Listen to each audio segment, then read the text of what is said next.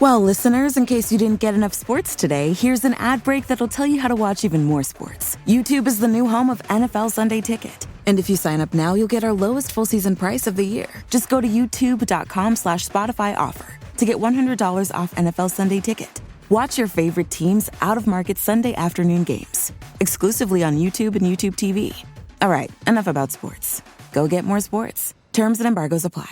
Offer ends June 6th. No refunds.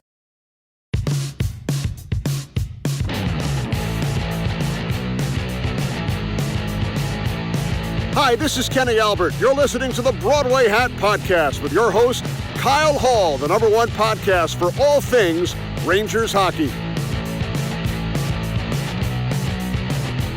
Welcome back to the Broadway Hat Podcast. I'm your host, Kyle Hall. And what a bad loss tonight for the New York Rangers.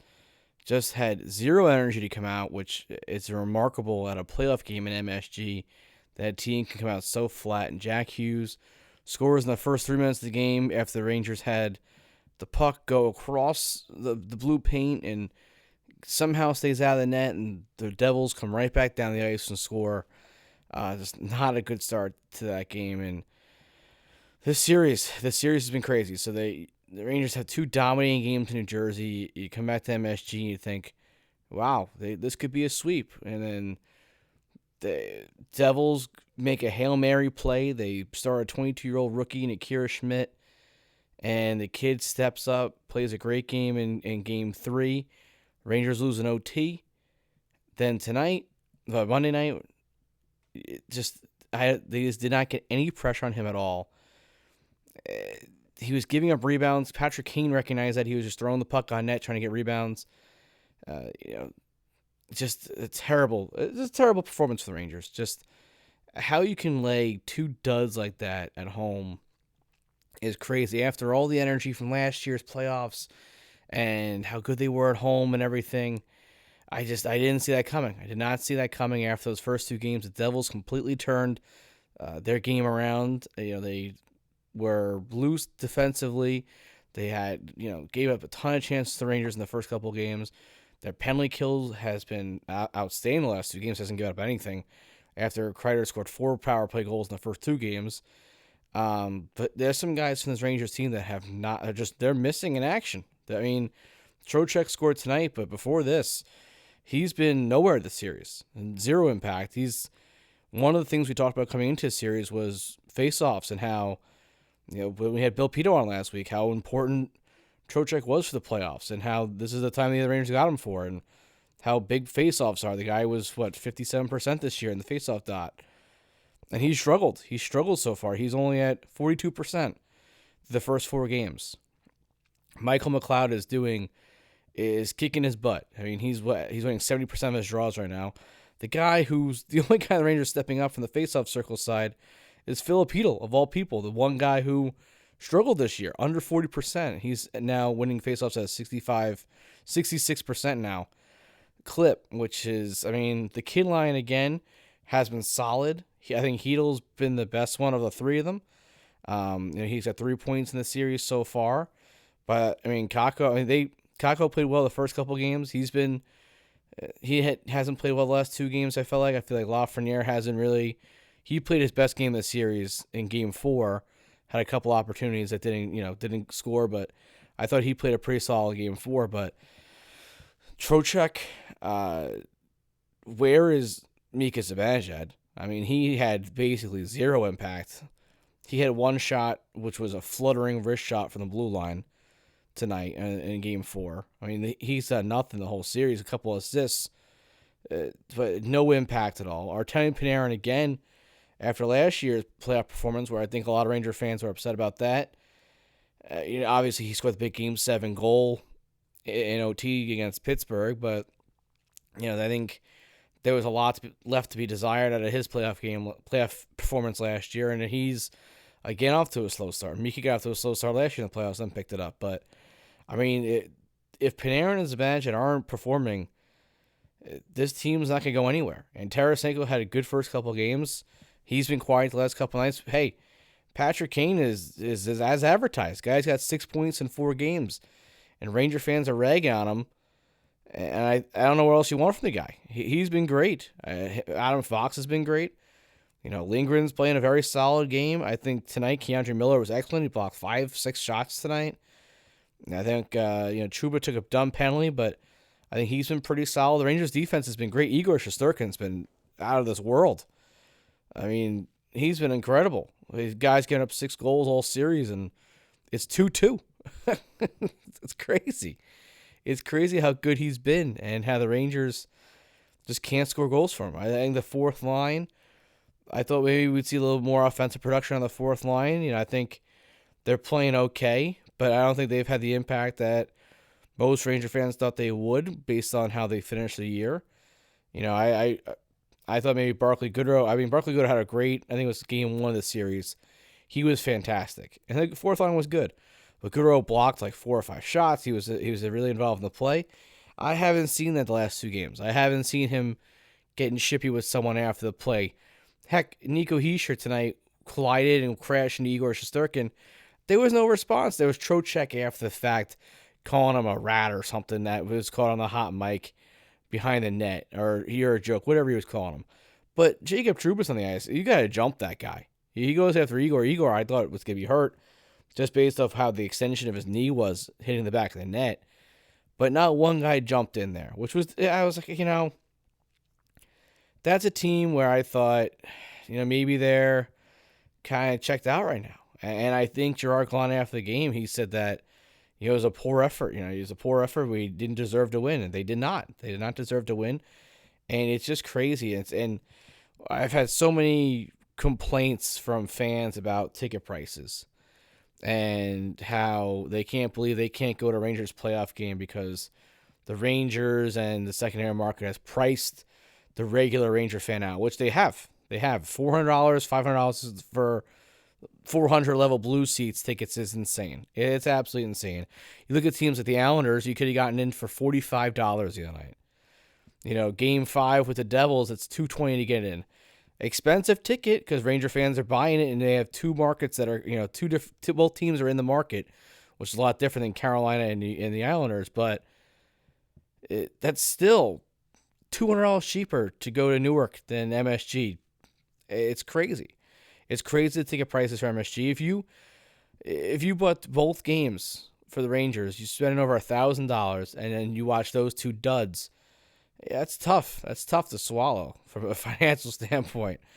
So I feel for some of the layman Ranger fans that aren't getting tickets from, the Deloittes and the accounting firms and the Wall Street firms that have the tickets. I feel for the season ticket holder that held on to their tickets and didn't sell them to support the team, and then they went out there and put that effort forward.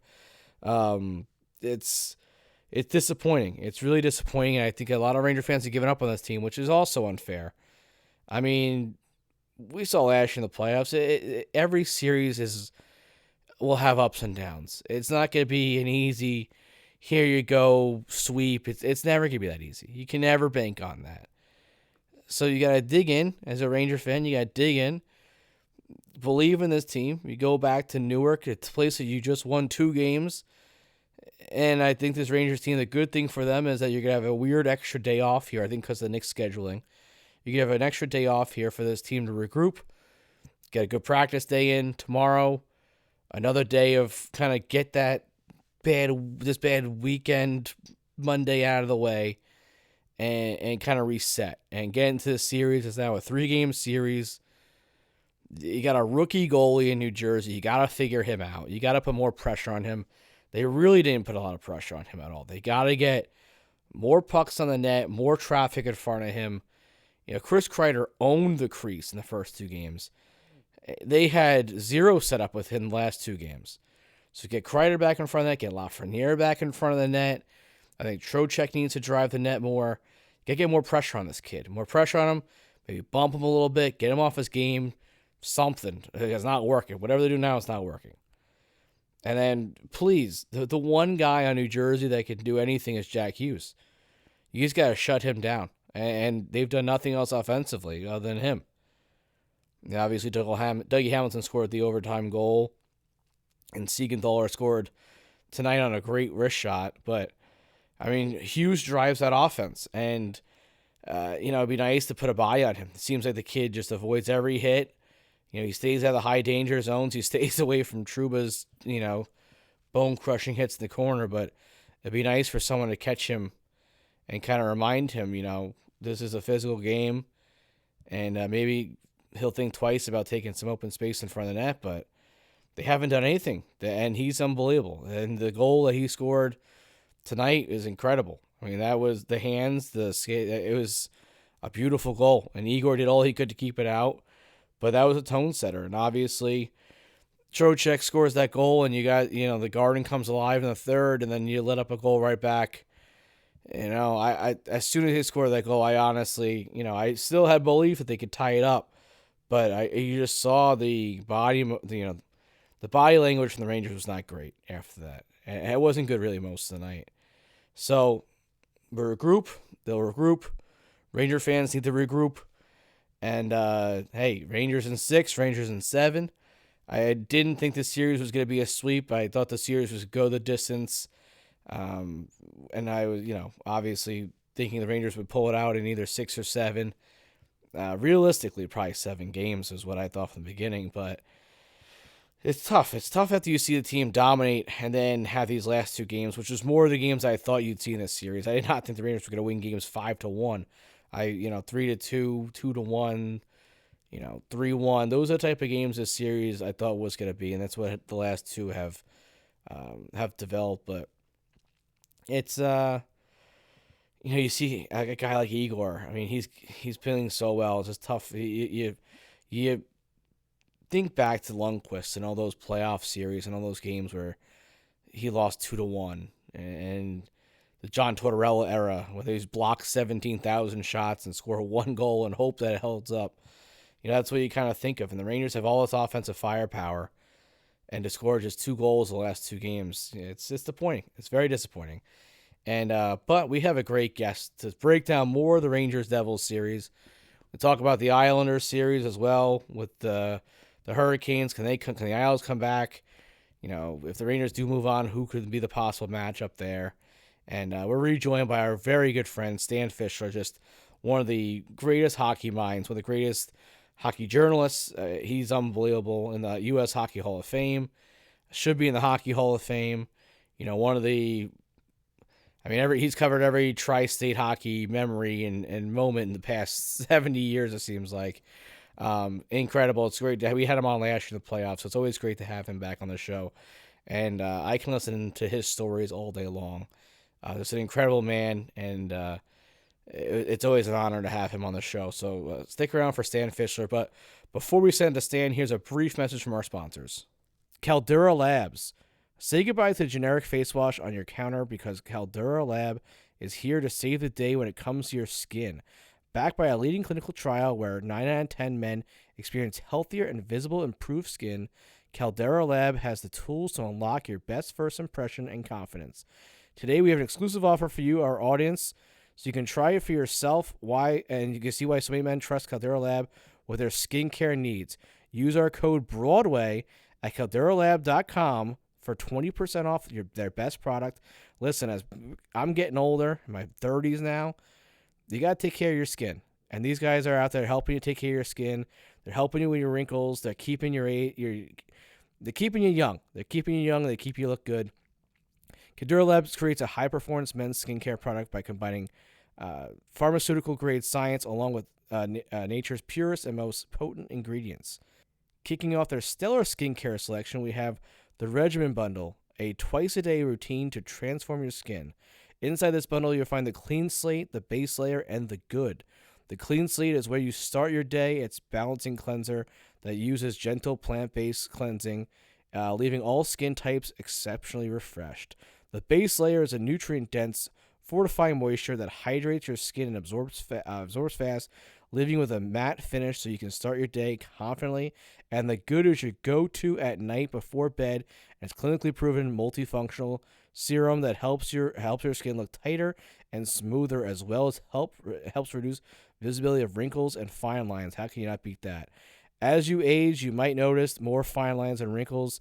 It's a sign of aging, unfortunately. This is the opposite of what any guy wants, really what anyone wants. And the more you neglect your skin, the more visible this will become over time. It's time to control your skin and take these easy steps. Ready to take your skin to the next level with Caldera Lab? Look no further than the Icon. The Rejuvenating Eye Serum is here to help address the three most common skin concerns around the eye: fine lines, dark circles, and puffiness. The three worst things you can have. Committed to transparency, sustainability, and excellence, Caldera Lab is on the mission to better men's skincare around the world, priding itself on clean ingredients and doing right by its customers and planet we live in. Caldera Lab is certified B Corporation as well as a member of the 1% for the planet. Through uncompromised craftsmanship, exceptional ingredients, and rigorous transparency, Caldera Lab is here to upgrade your skin and confidence. So make sure to get 20% off today by using our code Broadway at calderalab.com. That's 20% off at calderalab.com by using the code Broadway. And we're also joined by our friends over at Kenzuri. Fellas, have you ever wished you were a little bit taller? Maybe you matched on Tinder and her profile said must be 6 feet tall. Maybe your date wears heels and you just can't because you're just not, or she just can't because you're just not tall enough. Well, Short Kings, today's sponsor, has you covered. Kenzuri makes shoes that make you up to 2.8 inches taller without anyone noticing. Look, girls get heels, makeup, and push-up bras. Why can't men get a boost in confidence as well? We're all the same height laying down, if you get what I mean. For a limited time offer, our listeners can get up to 15% off every order with your code Broadway at Kenzuri.com. The site is already 30% off, so with our code, you save an extra 15% off. That's 45% off your entire order. You're basically getting these shoes for free. So make sure you go show the support to the show and go check out Kenzuri.com. That's Conzuri.com and use the code Broadway. Listen, if you can get a little extra edge in the dating game, I'm out of it way now. I don't even want to think about getting into a dating game ever again. But listen, if you're in there, you're looking for make a good impression, or maybe you're taking a picture with some of your guys at home. Listen, all my friends at home are over 6 feet tall, so maybe the next group shot I have to get these shoes on to make sure that I can fit in a little bit. They don't have to adjust the lens at all. But make sure you go on there, check them out. Not only does Kenzuri shoes make you up to 2.8 inches taller, but they're also incredibly stylish and comfortable. These are not all-man shoes. They're not Velcro shoes. They're not ugly, ugly shoes. You'll get compliments in them. Even if they don't even make you taller, you get compliments no matter what. They have styles for every occasion: smart, casual, sporty, you name it, they got it. The height insoles are actually built into the shoe, so no one can tell that you're hiding some secret height boost in there. The brand is also hidden on the shoes and the packaging, so it's literally the ultimate height hack. Life short, you don't have to be. It's time to level up the playing field, my guys. Maybe update that dating profile to 6 feet. Kenzuri is an absolute game changer for you in your dating life and your regular life in general. So make sure you go on the website, use our discount code Broadway, save that 15% off. You get the 45% off total. Like I said, it's basically free, so make sure you go check it out. Kenzuri.com, Conzuri.com, and make sure you use that code Broadway today.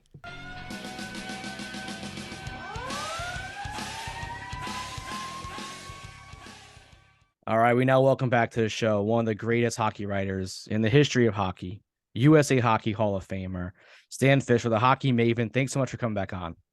Always my pleasure. So, first off, last I had you on was last playoffs, but since then, you've had the press level at UBS named after you, so congratulations. That's got to be incredible to see your name up there for all these other future writers to see you in the future. I'd say I'm now 91, and having that press thing named after me has got to be one of the all-time personal gratefulness. I'm so grateful that they did that. It's one of the best things that ever happened to me. Yeah, and I thank John Ledecky and my buddy David Kolb, who made that possible.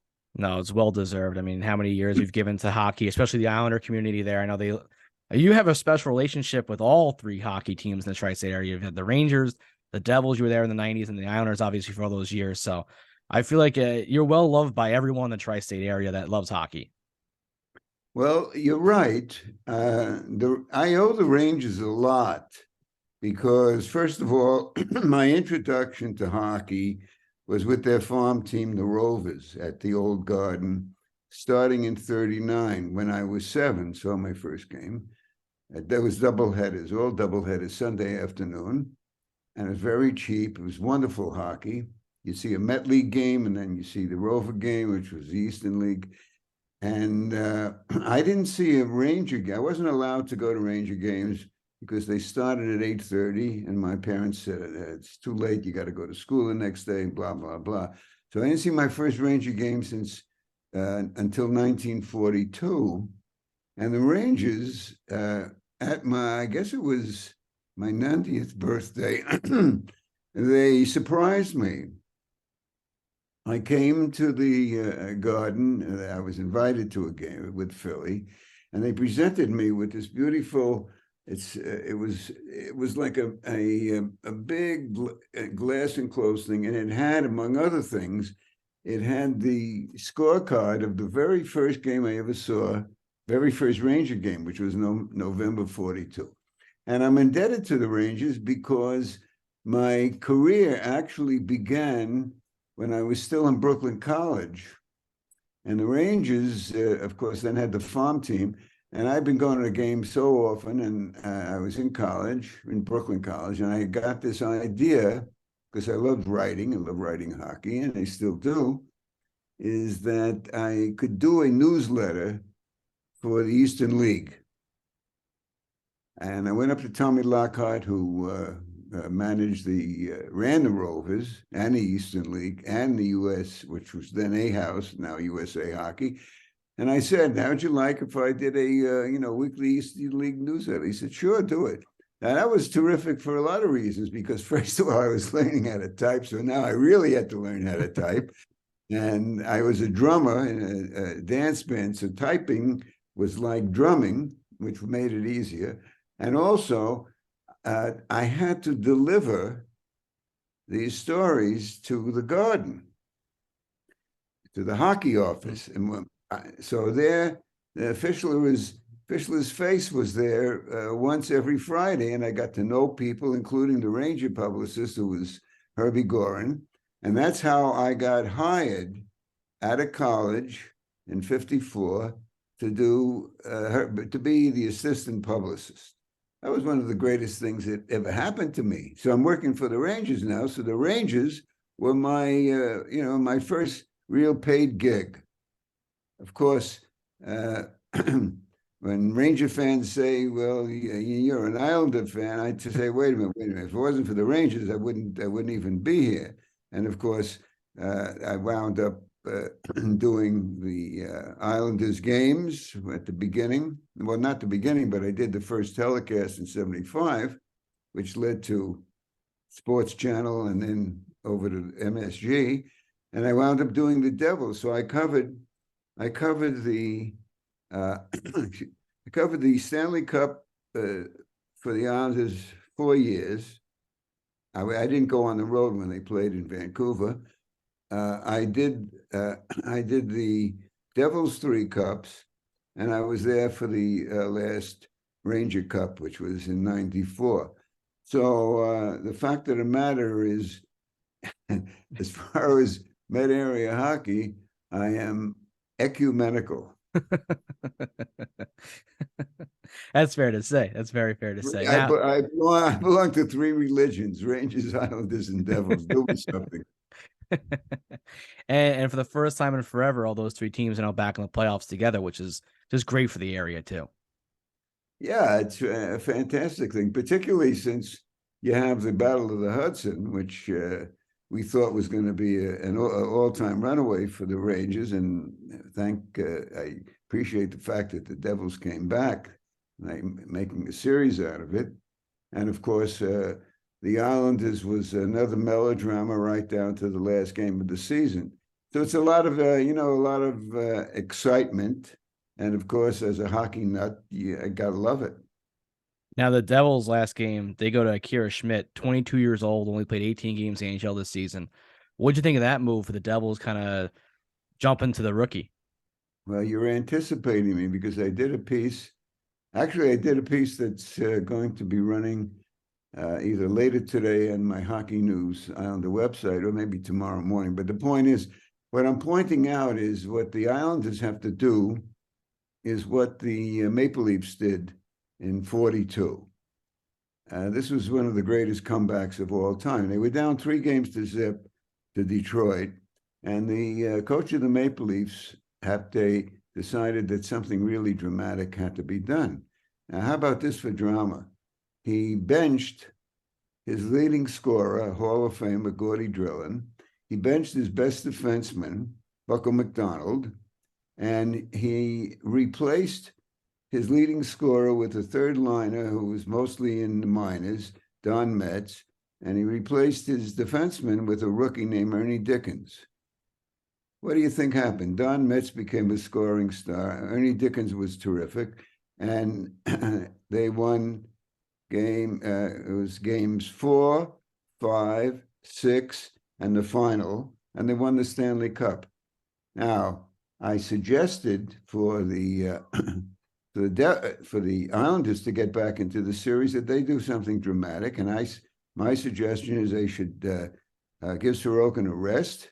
I think he's worn out, and put Varlamov in. Hey, Varlamov has a hell of a lot more experience than Schmid.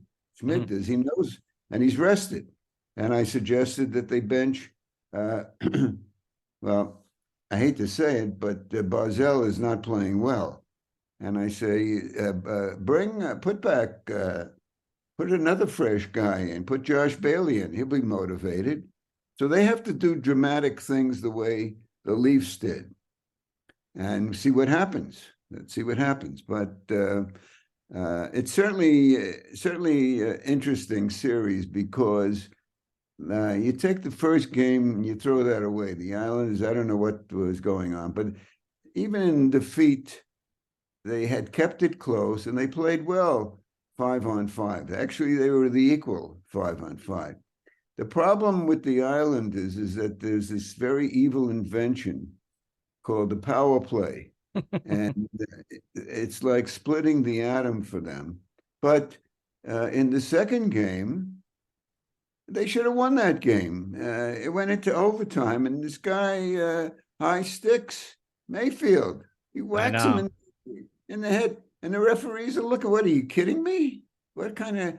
Now, that's a dramatic thing, because if you know your World Series history, a great catch by Willie Mays, running backwards, and the umpire says, no, it doesn't count because we forgot to say play ball or something. That was ridiculous. So you go with that one, and then the next game, a guy on Carolina punches Brack Nelson in the head. It's on camera, no penalty. So I'm saying that you take that game that went into overtime, they could have won that game. That series is tied 1. When they go back to the island and they win in overtime. So now they'd be leading 2-1, leading into the last game. But you know what? That's hockey. I always say hockey is a war game on ice, and from that, all is fair in love and war, and hockey is a war. And it doesn't say, there's no Bible that says you know a referee can't make a mistake and all that. You know what the bottom line is? Grin and bear it. That's what you have to do. And if you get a lousy penalty, which the call on Parisi was a ridiculous penalty, goalie interference. He was knocked into the goalie. What do you want the guy to do? Stand on his head and do cartwheels? He got knocked into the goalie. That's no penalty. But here's the trick. There are always going to be lousy calls. And what you have to do when there's a lousy call, you got to kill that penalty. That's the trick. You got to kill that penalty. They didn't kill the penalty. They went to 5-on-3, and 5-on-3s can be killed. Then that dumb penalty by Matt Martin, that was ridiculous. A total lack of discipline. The end of the first period and carried over into the second. They scored again. They didn't kill a penalty. And it was a stupid, non-disciplined play. So these are the things that happen. If you get the dumb penalty, you got to kill it. And they didn't. So end of story. I think the general consensus between all hockey fans everywhere is the refs it's been a rough first couple games for referees in this playoffs. And we've seen, like, the other night I was watching the Islander game, like you said, the Parisi. I mean, that wasn't interference. He got pushed by 2 different guys too in front of the net to hit the goalie. But then in the Ranger game, Timo Meier gets kind of pushed, but he falls into the goalie and nothing's called. So it's one of those things, where's there any consistency through the board? And I think Leaf fans have been crying for 2 weeks now about the calls up in their series. So I think that's one of the complaints throughout all hockey fans, is get some kind of consistency throughout the referees. You know what? Consistency in officiating is something that still has not been invented. I'm going to tell you a story, okay? I had lunch with Gary Bettman about 10 years ago, and I was furious about some officiating a couple of days before. So we're having lunch, and he says, so what's on your mind? And I said, I'm very upset with the officiating. He says, well, here, I want you to read this. He said, I'm going to read a letter to you, and you have to tell me who wrote this letter. And he reads the letter to me, and it was harshly critical of the officiating. I mean, harshly critical. And he said, who do you think wrote this? Well, Brian Burke was a GM at the time. I know Brian is a loudmouth, and Brian used to work for the NHL. I said, that was written by Brian Burke. He says, well, you're wrong. And then he handed me the letter. And the letter was written by Lester Patrick, who was coaching the Rangers in 1933. Nothing changes. Yeah, and as I tell my son Simon, who's a huge fan, I say, listen, there's nothing you can do about it. You can't go to the Supreme Court, or you can't, once it happens, it happens. They're not going to, they're not going to change their mind that Mayfield was high-sticked. It happened, and you gotta live with it, and that's it. Now, I read all your stuff on Hockey News, and back in February, right after the Tarasenko trade, you wrote the Rangers were serious cup contenders then. Since then, they've gotten Patrick Kane. I feel like they got on a roll there at the end of the year. They get through this Devils series. What chances do you put on them to get to the cup? Well, I've been saying all along, I haven't changed. I said that they're going to win the cup this year. And the reason I said they're going to win the cup this year is that they've got the best balance of players. They're very strong from the goal out. They got a wonderful goalie who is getting better as when the money games come. They've got a wonderful defense with Fox is arguably the best two-way defenseman in the league, Norris Trophy winner. And they've got a good, tough guy in Trouba, the captain, and they have an excellent coach. And they got, they're overflowing with good forwards. The only thing that I would say that would hold them back from winning the cup is a comment. I'm trying to think whether it was Bobby Holik, my buddy, who the ex-Devil, mentioned this. I was saying, look at all these great guys the Rangers have up on the offense. All these wonderful forwards, all different kinds of forwards, kid line. And he says, well, let me tell you something.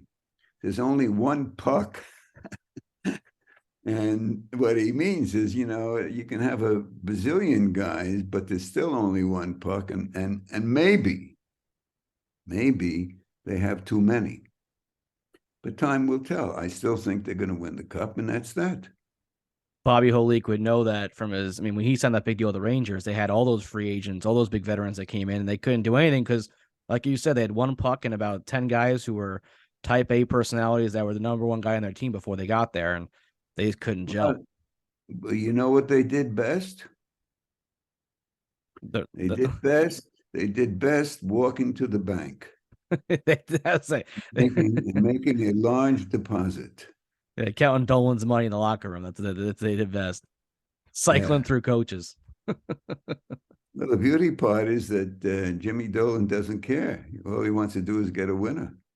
Hey, he's happy. He's got the Knicks and Rangers both in the playoffs right now, so he's got to be a happy man there in his office at MSG.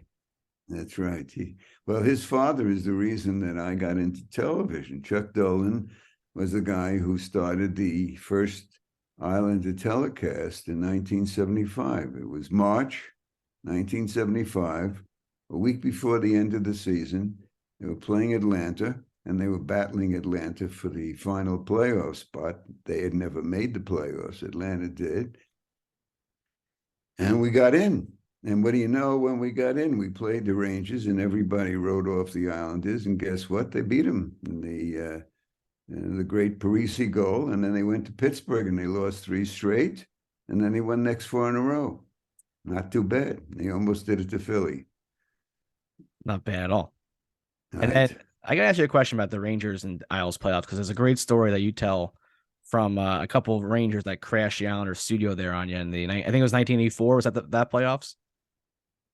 It was the year that the Islanders was doing the Drive for 5.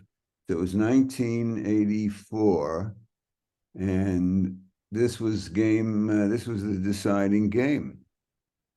And the Islanders, we worked in our studio was very close to the visiting dressing room. And I was there with my cameraman and my stage manager. And of course, this was a furiously exciting game, and the Islanders had a 1-goal lead. And maybe with about 4 or 5 minutes to go, these 2 hulking guys come walking in. Nicky Fotillo, who was a pal of mine, and Barry Beck. Yeah, also a big guy. Neither of the 2 was one I wanted to punch out. So they're there, and they're watching the game. And of course, then Don Maloney got the phony goal with the high stick, but it counted. And went into overtime, and they went out after the before at the break leading into the overtime. I was hoping and praying that they wouldn't come back, and of course they came back, and they're cheering, and we couldn't punch them or hit them or shut them up. And thank God Kenny Morrow came up with that goal. And as soon as Kenny Morrow got that goal, you never saw 2 guys fly out of a room so fast as they did. And we had a few things to say after the door closed behind them. Yeah, Nick Fotillo's not the guy. It wasn't thank you very much for visiting. Nick Fotillo is not the guy I would really want to mess with, you know? Nicky was wonderful, because I knew I was with Nicky when I was doing the Whalers games in the WHA. And Nicky was on, I did it the 73, 74 with my wife, Shirley. And then I did it again in 74, 75. And Nicky was on that team. And Nicky was special. Nicky was just, he's a street smart kid from Staten Island. His whole saga that he made it to the NHL, not only, playing for Rangers, he wound up playing for Calgary. And so I love Nicky. I see him, I used to see him every once in a while, around the Garden. But of course, they were in to watch a hockey game, and we weren't going to throw them out because we're nice people. I think the coolest Nick Fotillo story is that he used to try to shoot the pucks up to the blue seats, right, on the warm-ups, because that's where he used to sit when he was a kid. Yeah, he either shot him or he threw him or both. It was very, he was a man of the people, or a player of the people, because of the special nature of him coming from Staten Island. It's a great story because later we had the Mullen brothers, and I really was close to them because I used to play roller hockey out in Queens and then in Brooklyn, and to have 2 brothers who were playing roller hockey in a schoolyard 2 blocks from the Garden, for them to make it to the NHL. I mean, that's a fabulous, fabulous story, because if you played hockey as I did, and you know how far that is from being in the NHL, it's great. It's just like the Nicky story, except that Joey Mullen was a terrific hockey player. Brian was good, but Joey was special. One of the best U.S. hockey players of all time. That's right. And I think that we used to think, when I was going to the Rover in the games, the Sunday afternoon games, I remember Tommy Lockhart, who started what's now USA Hockey, writing that he said one of these days is going to be an American kid making it in the NHL. Of course, a nice story. Stop dreaming, Tommy. And of course, now you got kids coming out of Arizona. One of the best scorers in the league is from Arizona. And you got the kid from Chickman from Florida. He learned his hockey down in Florida. And of course, now there are so many rinks and so much hockey that it's not a big deal anymore for Americans to make it.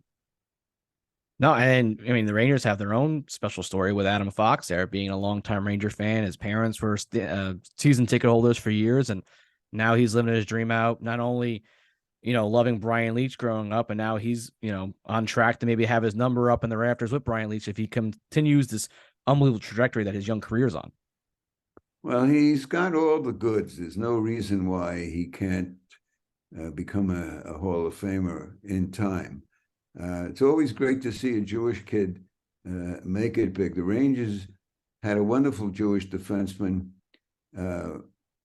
I guess it was 51, because I was a big fan of. His name was Hy Buller.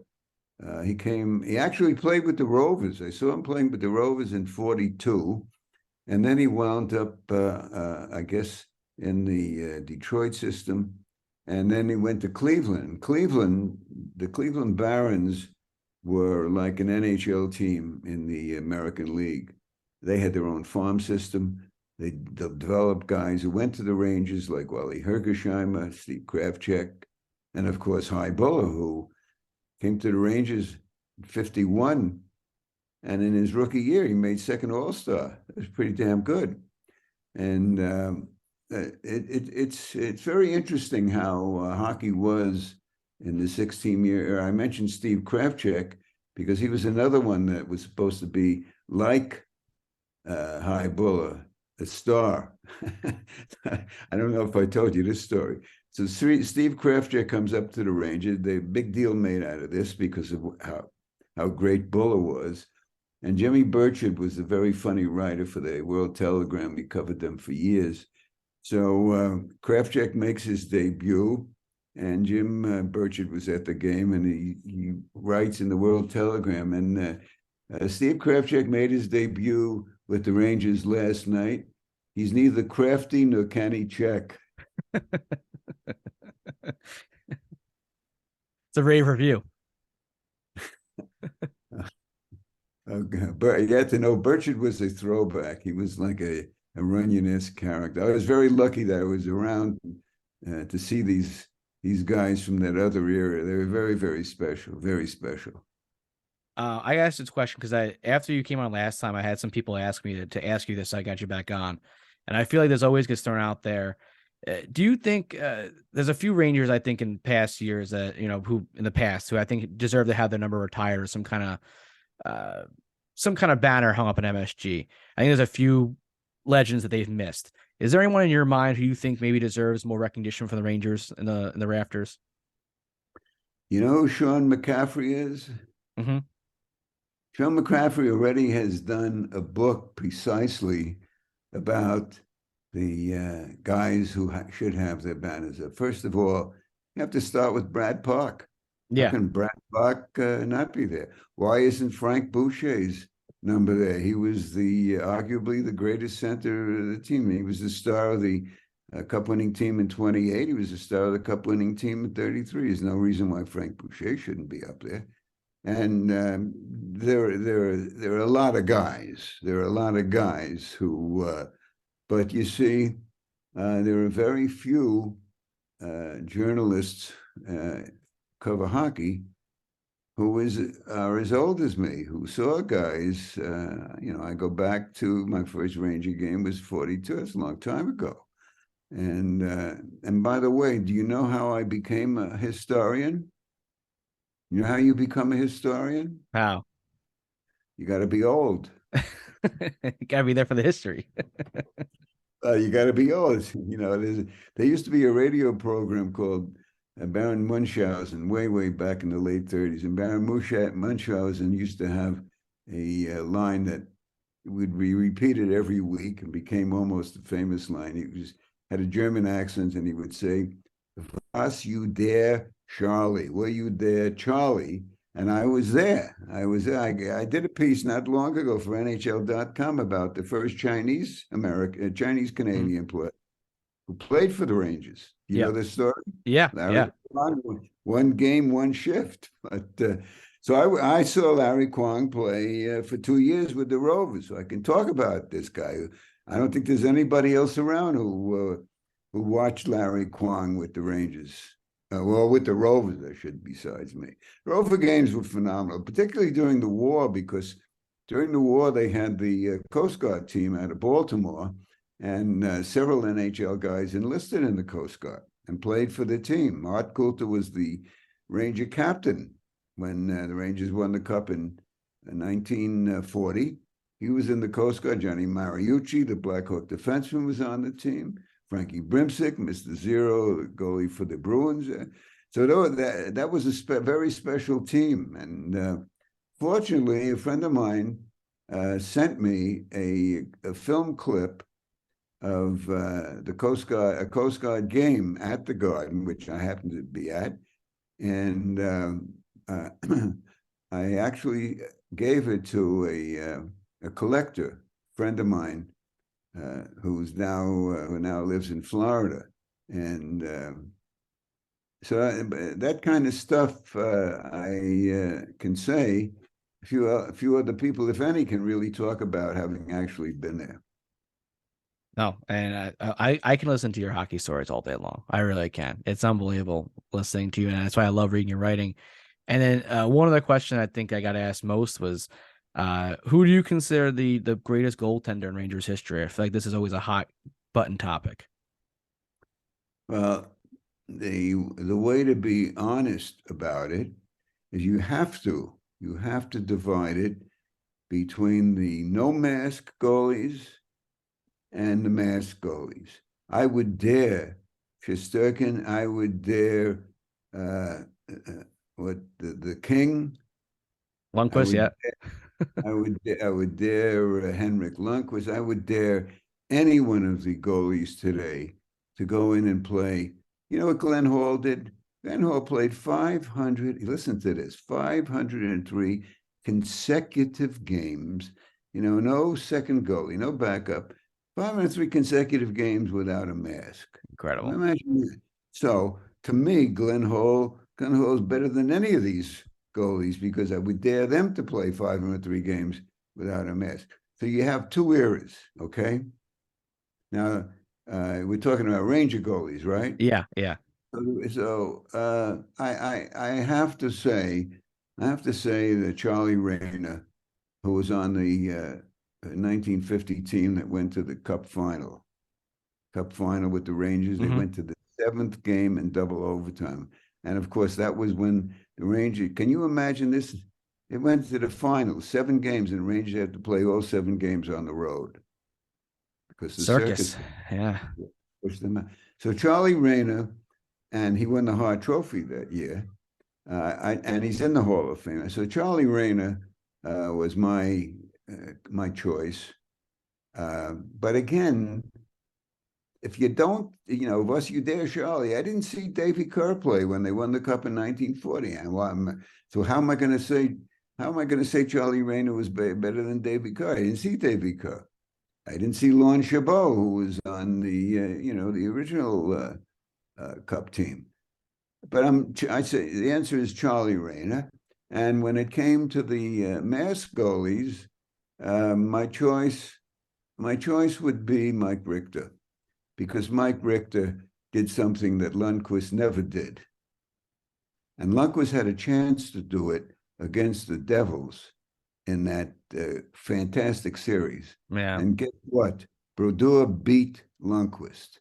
So what did Richter do? He won the Cup. He's my guy. And he beat Brodeur on the way to the Cup. Well, that was one of the greatest series of all time. But you got to remember something. you have to remember this. The Rangers got one of the greatest breaks of all time when after the Devils tied it, tying goal was scored with 7 seconds left in the period. And what did Richter do? He ran and he bumped the goalie, Bill McCreary, the referee. Right, yeah. How does a guy not get a penalty? How do you explain it? Oh, I guess you gotta look the other way, right? Game 7. There should have been no looking the other way. But you know what did I tell you at the beginning? Grin and bear it. You gotta go grin and bear it. So, but Richter was my guy. People forget in that series there was 2 double OT games, and Matteau scored twice in 2 double OTs. Say that again? So people forget that there was actually 2 double OT games in that series, not just the last game. That's right. And Matteau was the other one. 2 double OT goals that series. The guy from the Associated Press did a wonderful book, which I refer to all the time, called The Battle of the Hudson. Mm-hmm. And the whole book is about basically about that series. Great book. I'm surprised with all the anxiety that I've experienced with all these games that I'm still alive. I'm talking to you. I should have dropped that a long time ago. What's the old adage? Playoff hockey takes years off your life. No, I almost died doing a game. This was the Easter Epic, where the Islanders played 4 overtimes with Washington. And I was working at the Capitol Center in Landover with my stage manager, Johnny McComb. And of course, the game went into overtime. And we were alone in the studio overlooking the arena, overlooking the game. And I was sitting in a chair, just me and Johnny there. And of course, I'm rooting for the Islanders, and Kelly Rudy is in goal. So I figured I had to make a number of saves for him. So I'm doing this and I'm doing that. And finally, I leaned back, and I almost leaned so far back that I was going to fall and hit my head on the concrete floor and die right there. And with about 2 inches from the floor, Johnny McComb grabbed my chair and put me back straight again. Otherwise, I would have been finished. So there are a lot of goalies who owe me gratefulness, because I made a lot of saves from them they never knew about. A lot of studio saves, huh? That's right. Next time I have Glenn Healy on, I have to let him know that you call Stan. I'm sure you made a few saves for Glenn. This is a great story. So now I'm doing this was the Islanders. This was the series in 1993. And the Penguins had won 2 cups in a row. They're going for their 3rd cup, and they're playing the Islanders, and they were heavy favorites. And there was a phenomenal Islander team. They took it to the 7th game, right? So I'm doing the game. I do the between periods. And so I'm watching the game from a seat, but I'm hearing my producer telling me when I should go down, and the Islanders are leading by 2 goals, and it's late in the 3rd period, and I'm having good luck in this seat. And all of a sudden, my producer says, get down to the studio. Well, if I go down to the studio, I'm taking away the good luck from this seat. So I prayed, I pretended I didn't hear him. And I stayed there for another minute. And then I get the hell down to the studio. So I figured, this is awful. If I go down to the studio, I could cost the Islanders this series. But I had to go down to the studio, right?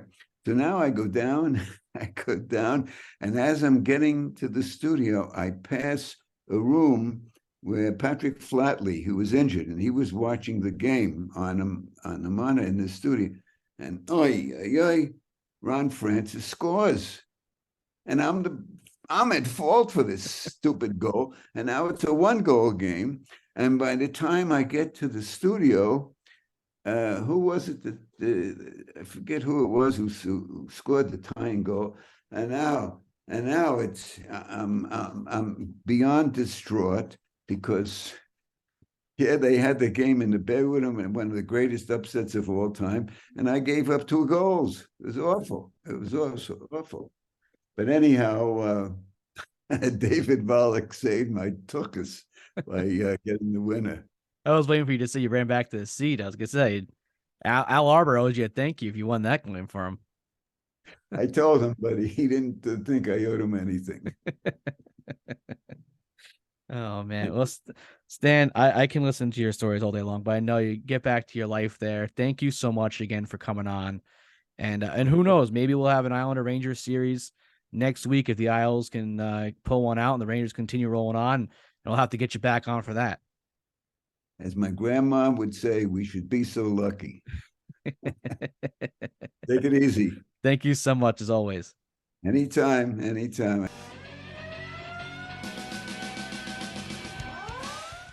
Thank you so much to Stan for joining us. Like I said, I can listen to him tell stories all day long. And if the Islanders do somehow move on here and the Rangers figure out their game and move on past the Devils, I would love to try to get him back on the show because I could really listen to him tell these stories from the 40s, 50s, 60s.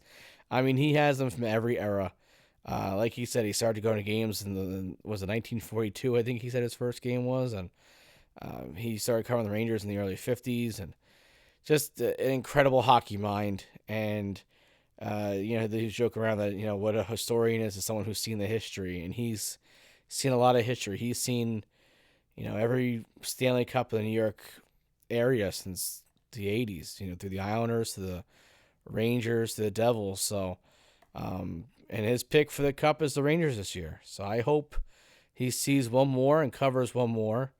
And I hope he's right on that. I hope it is the Rangers this year. But now they'll have they have a battle here. And we talked about that great series in 1994 that went 7 games with Stéphane Matteau winning in double OT. And let's hope maybe it's not that dramatic, but maybe it's the same outcome with the Rangers bringing it home. But I can't thank him enough for coming on the show. I really appreciate it. And make sure you go check out all his writing at the Hockey News. He still writes, which is incredible. 91 years old, the man's still writing, and he still does an incredible job. So thank you so much to Stan for coming on. It's a true honor to talk with him. So I cannot thank him enough. And that does it for episode 129 of the Broadway Hat Podcast. Please make sure you go and subscribe to the show and leave us a 5-star review on Apple Podcasts. Every 5-star review, we do receive $1 that's donated to Alex's Lemonade Foundation to help fight pediatric cancer. So please take a moment a day, help an amazing cause there. Make sure you go and subscribe to the show and leave us a 5-star review on Spotify as well. You can follow the show on Google Play, Amazon Music, Pandora, anywhere you get your podcasts, you can find us there. Make sure you go and follow the show on social media as well, on Twitter at Broadway Hat Pod. You can find my personal Twitter account at KHallNY for all New York Ranger updates as we go through the playoffs here. Obviously, we have tons of posts, so make sure you go check us out there. Make sure you go and follow the show on Facebook and Instagram at the Broadway Hat Podcast. And also, make sure you subscribe to the show on YouTube. We just dropped a Rangers hype video last week, obviously with Bob O'Reilly in it. Had great response to that. I think we already have over 3,000 something views on that. So make sure you go check out our YouTube page. We're constantly dropping content, full episodes, clips, Ranger highlights. So make sure you go and subscribe to the Broadway Hat Podcast on YouTube. And thanks so much for listening. We'll see you next week. And hopefully when I talk to you next time, the Rangers will be moving on to the second round.